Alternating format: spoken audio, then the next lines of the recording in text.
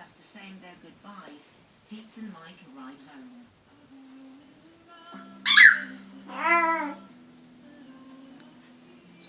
During a stopover in Dubai, Pete was landed with a ponytail, news that Andrew's cancer is far worse than was first thought.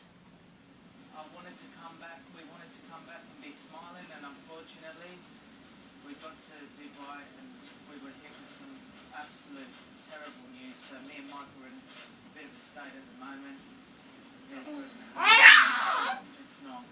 There's my brother.